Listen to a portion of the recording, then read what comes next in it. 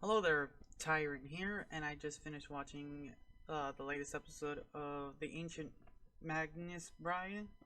So it's Christmas Day, and we get to see all the gifts that Chise received from everyone, and we get to see this kind of little bit revelation from her that's she's been given so much, and she really wants to give to the people that's has put kind of I would say a little faith in her. And we also learned of what this teddy bear can do. It's like really weird. It like grows flowers off the top of its head, which is interesting. It works in the way that it kind of pulls magic from her to kind of siphon some off to kind of ease her body.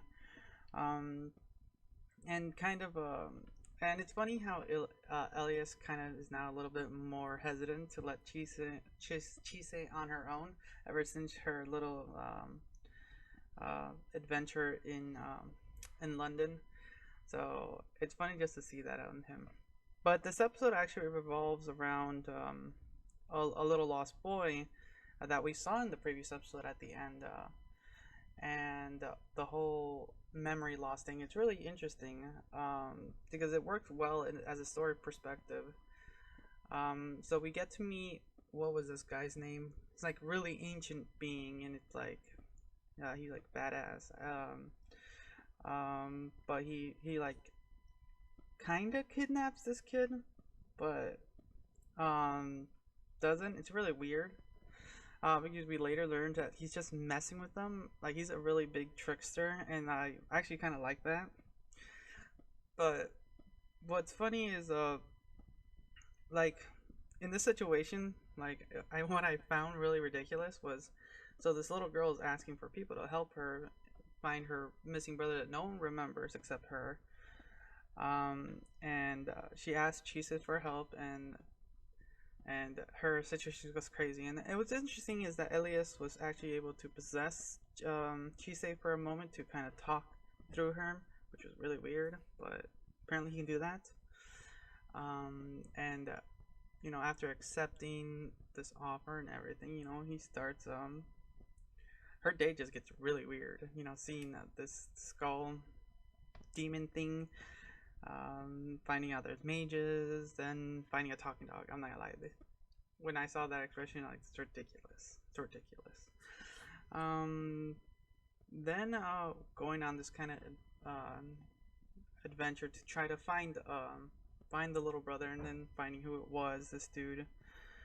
What was interesting is the concept of family that they were trying to portray in this, and trying to find someone who's dear to you. Like it works really interestingly well, and it's good for Elias because he's still kind of, well, he is kind of dense when it comes to matters of feelings and emotions. So um, it was really interesting to just watch that when he's kind of just lost with the little boy and trying to get the concept of family.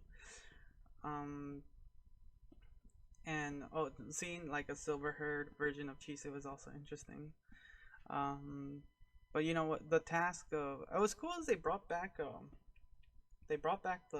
fox cloak that makes you transform into animals. That was pretty badass. I thought she was gonna turn into a fox again, but when she turned into a bear, and I was like, what? So that thing has some really cool properties that I hope will be utilized later in the show. We'll see, but for the most part, it was a really well done episode. I enjoyed the landscape. The show is always drawn really beautifully, and seeing the winter background in more of a deep forest look is really cool. Um, well, there's more I could probably say, but I think for the most part that I'll leave it at that. I would recommend just watching it.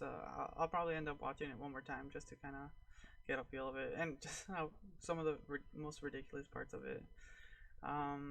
But yeah, I'll leave it at that. So, thanks again for watching. Until next time.